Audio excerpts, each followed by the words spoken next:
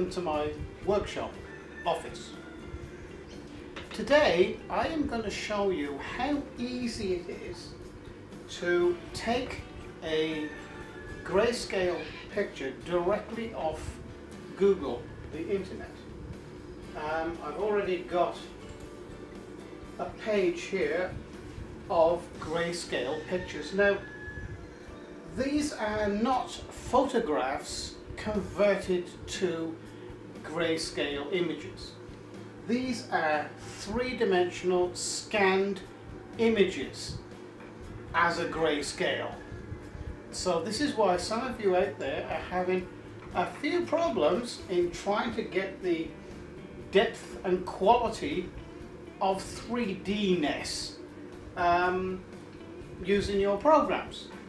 Well, what I'm going to do today is I'm going to show you in, look, approximately, it would take about between 8 and 10 minutes to actually prepare one of these in the new ArtCAM programs to machine straight on the CNC router.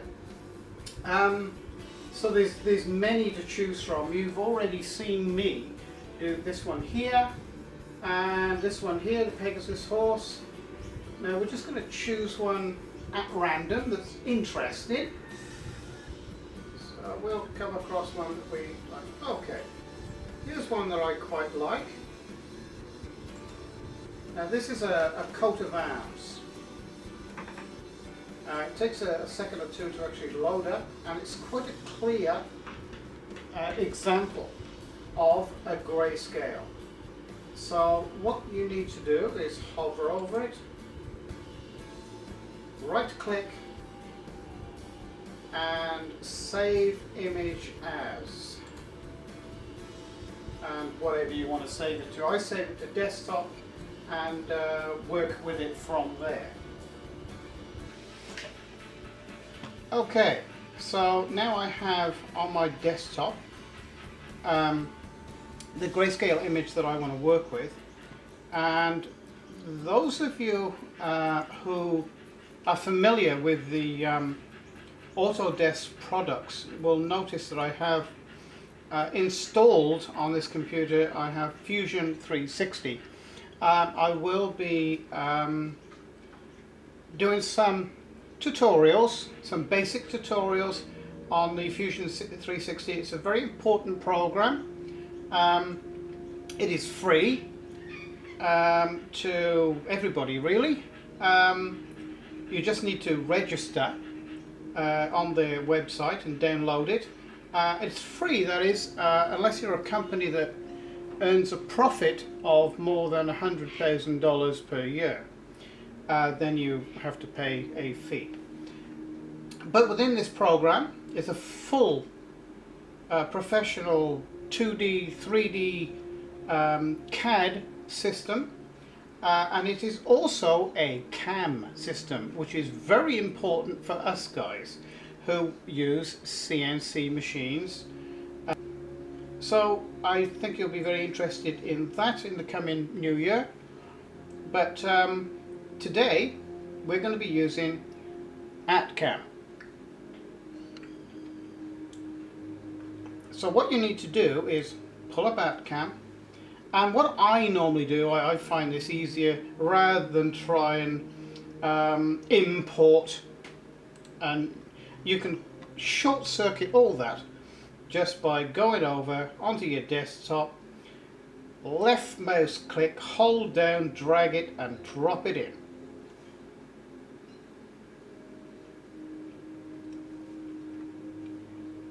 And there it is.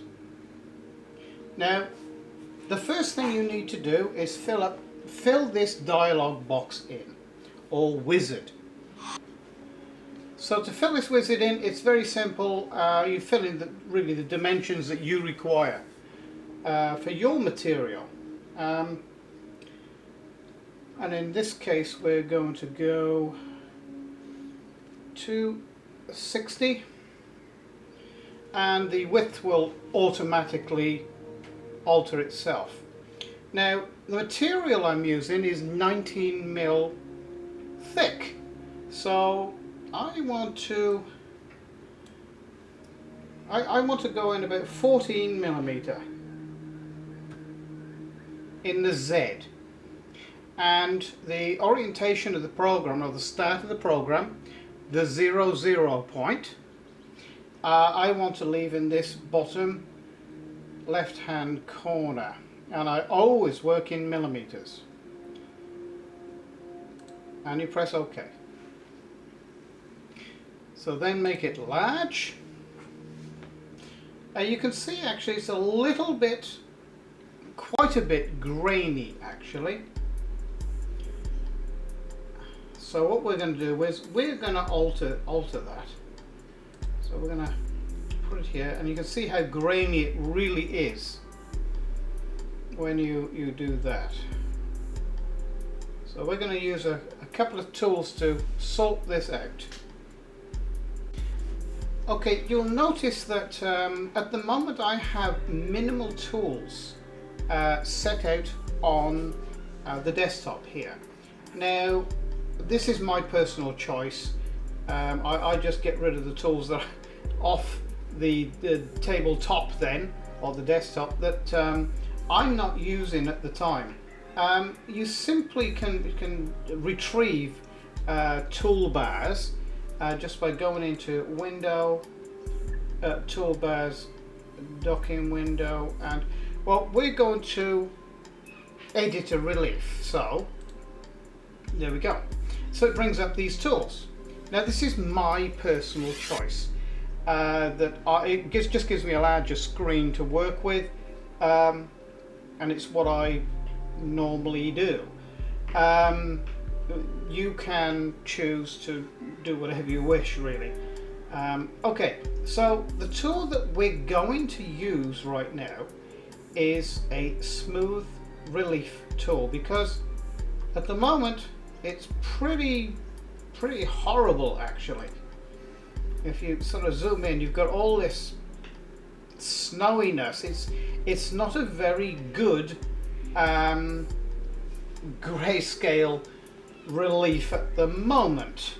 As you can see, if you machined that, it would look absolutely awful. So what we are going to do is we're going to go and use this tool, which is the smooth relief tool. Now, okay, so we've selected the smooth relief tool, but nothing's happened. There's no dialog box come up, no wizard. Well, actually it has. It's here, and there it is. So what we're going to do in real time, and you need a fairly powerful computer for this. Any sort of half decent Windows 10 computer. I prefer Hewlett & Packard. Compact is okay, I suppose, and there are others, but you need something with at least an i5 processor.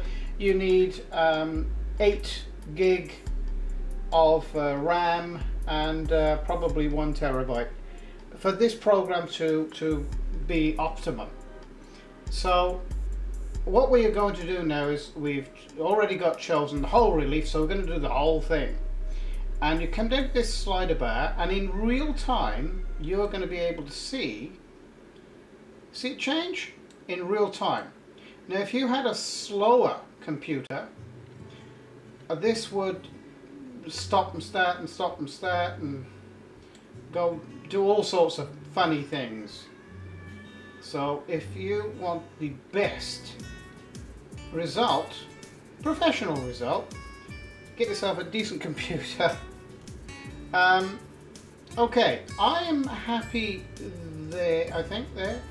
What I'm looking for is a slight marking or texture there on the shield and on the wings, but I'm looking to get rid of still a little bit more maybe.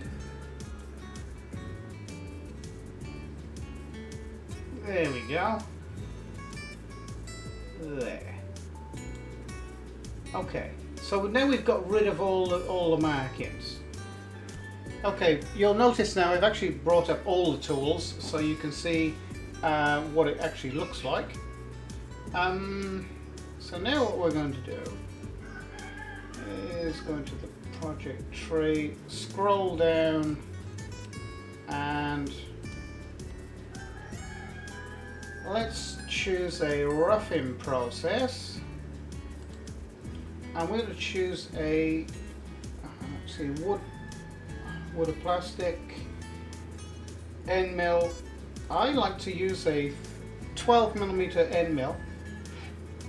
A 3 flute I use actually to remove the material. And mill 3 mil. So you go into here now and edit what you want, how you want this tool to run. Now then, a step over. Now I find with this new machine I like to run it really fast, a really fast speed, but if you do that and do too deep a cut, it will splinter off material, and sometimes it can splinter out material that you want to keep there. In our case, we're going to be machining this into some pine, so I'm going to say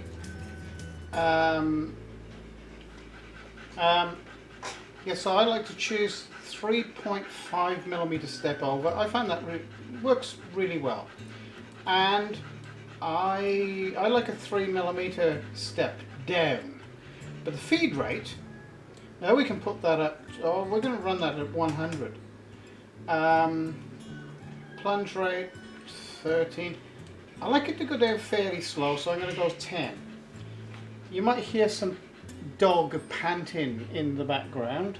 That's my German Shepherd that likes to come and lie on the floor by the side of my office chair and go to sleep.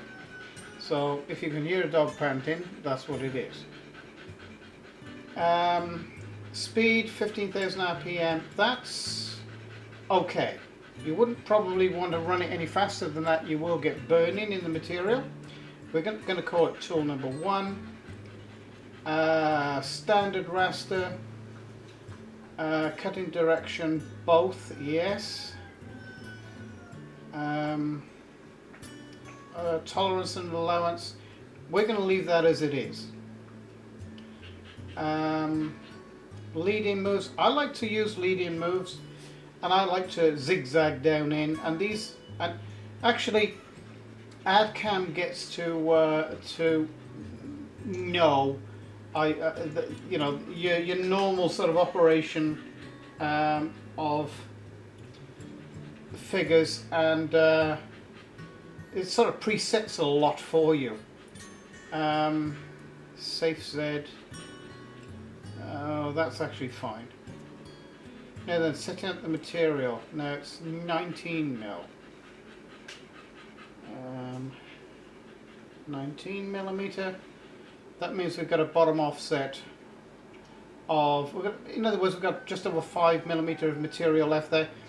That gives it a nice backbone, and it doesn't allow the material to warp, you know, after years, because wood will move year after year, because it sort of it takes up moisture, and you know, in the winter or rainy season, and then during the summer and it's hot, it'll shrink, and hopefully to stop it cracking or bowing. If you leave a nice thick back on it, it normally stands up to it pretty well. Okay, name of the file. So it's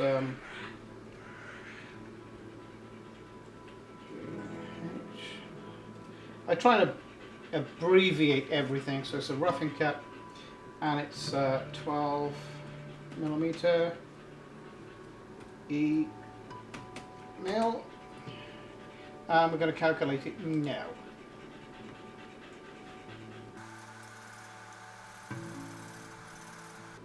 Okay, so what I like to do, I like to close that and have a look. It looks fine to me.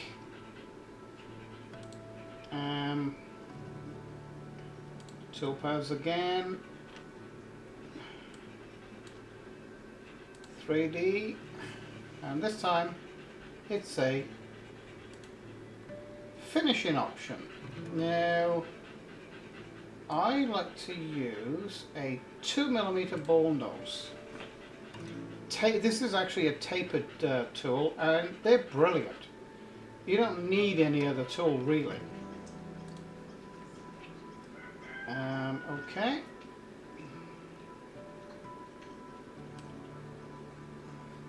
Let's fill in. Okay, step over. We're going to leave it at that.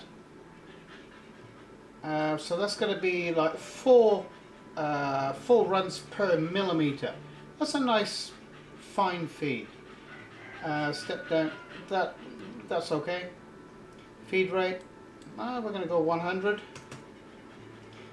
Plunge rate 12. Yeah, that's okay. We want to do this relatively quickly. Now we can take this actually up to 20,000 RPM. We can raise and lower this in Mark III when we're doing the job. It's fine. Tool number 2. Raster. Standard raster, that is.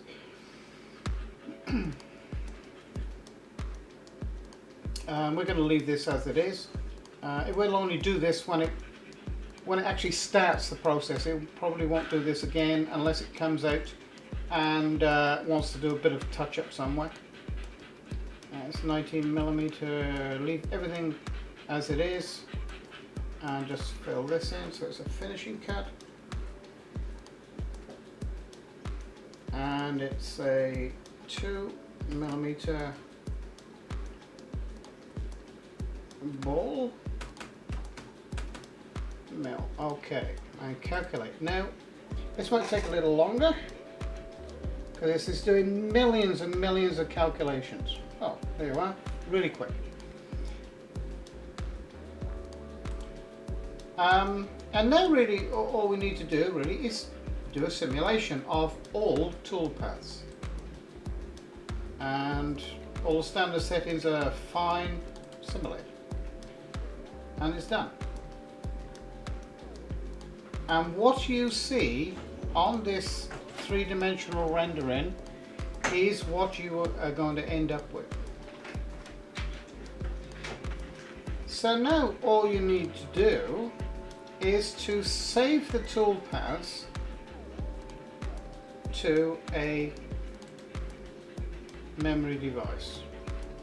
So to do that, you just pull out the project tree, come down here, press on that, and this gives you the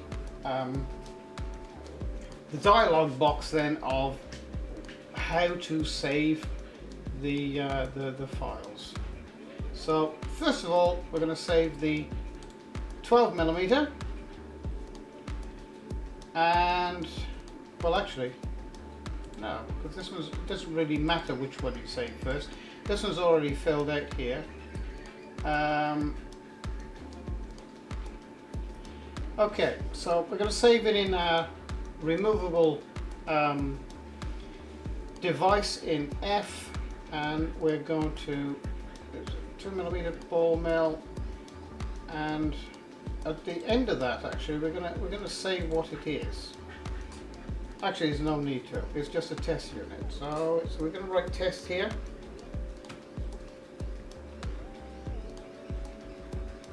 Just to distinguish what it is, and press save. This is quite a large file, so it's going to take a few seconds to save this one. And that's done. And you just send that one back over, then highlight the 12mm tool, and you just alter this to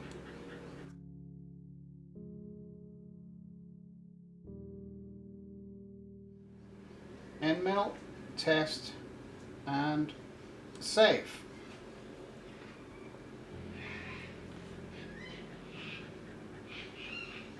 And it's as simple as that.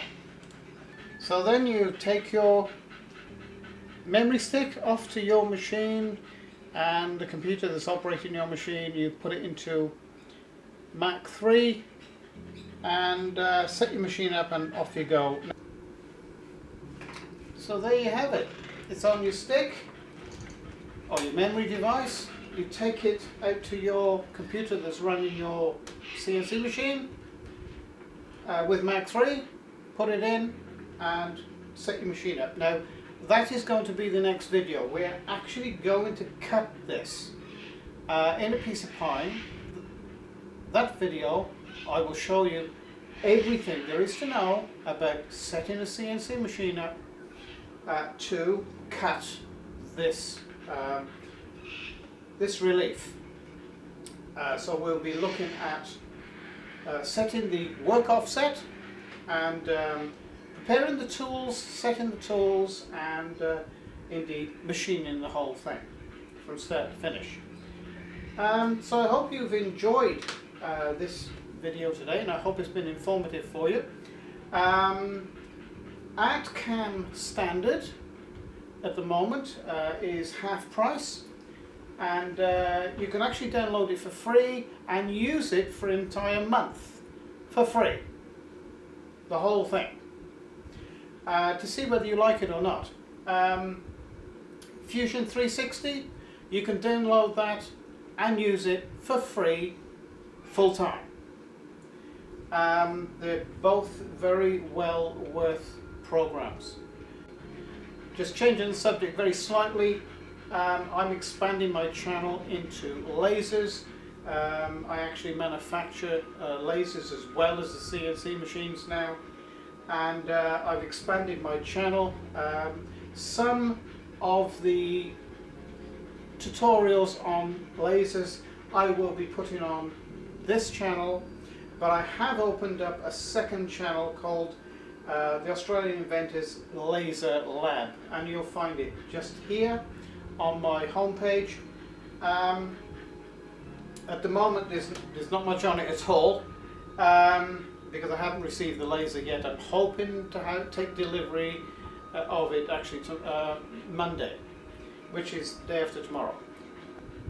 So why I've opened this new channel up, Australian Inventors Laser Lab, is because I want to go, I don't want to just show you what a laser can do and just machine a few things or cut a few things on a laser.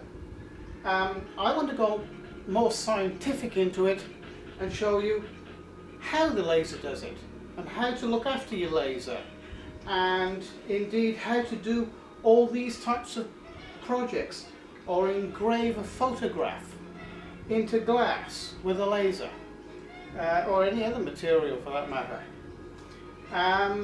So I want to go more in depth, because not everybody's interested in lasers, and I don't want to thrust lasers down to guys who are interested in wood turning. So like I say, I will put some interesting things in my main channel, and then the more technical stuff on lasers will be going into the new station. So I hope you visit both stations, and well, until next time, it's bye for now.